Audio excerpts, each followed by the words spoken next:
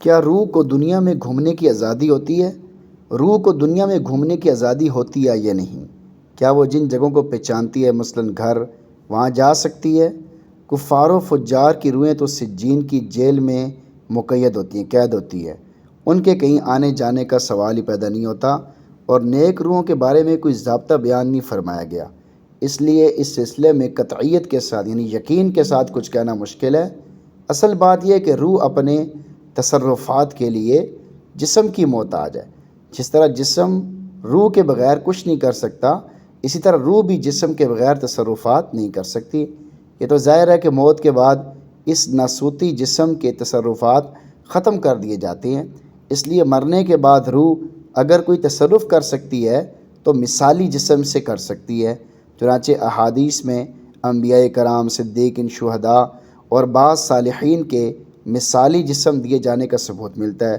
خلاصہ یہ ہے کہ جن ارواح کو مرنے کے بعد مثالی جسم عطا کیا جاتا ہے، وہ اگر باذن اللہ کہیں آتی جاتی ہوں تو اس کی نفی نہیں کی جا سکتی۔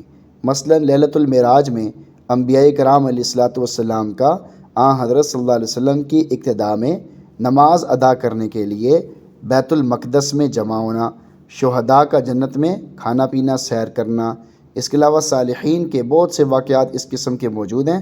لیکن جیسا کہ پہلے عرض کیا گیا کہ اس کے لیے کوئی ضابطہ متعین کرنا مشکل ہے۔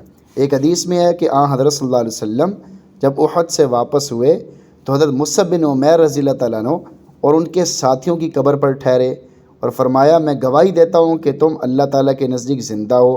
پھر صحابہ سے مخاطب ہو کر فرمایا، بس ان کی زیارت کرو، ان کو سلام کہو، پس قسم ہے اس ذات کی جس سے قبضے میں میری جان ہے، نہیں سلام کہے گا کوئی شخص ان کو مگر یہ ضرور جواب دیں گے اس کو قیامت تک۔ مسند احمد، مستدرک حاکم کے حوالے سے حضرت ام المؤمنین عائشہ صدیقہ رضی اللہ تعالیٰ عنہ کا ارشاد نقل کیا ہے کہ میں اپنے گھر میں یعنی حجرہ شریفہ روضہ مطہرہ میں داخل ہوتی تو پردے کے کپڑے اتار دیتی تھی۔ میں کہا کرتی تھی، یہ تو میرے شوہر صلی اللہ علیہ وسلم اور میرے والد ماجد ہیں، یعنی حضرت ابوبکر صدیق رضی اللہ تعالیٰ عنہ۔ لیکن جب سے حضرت عمر رضی اللہ تعالیٰ عنہ دفن ہوئے، اللہ کی قسم میں کپڑے لپیٹے بغیر کبھی داخل نہیں ہوئی، حضرت عمر رضی اللہ تعالیٰ عنہ سے حیا کی بنا پر۔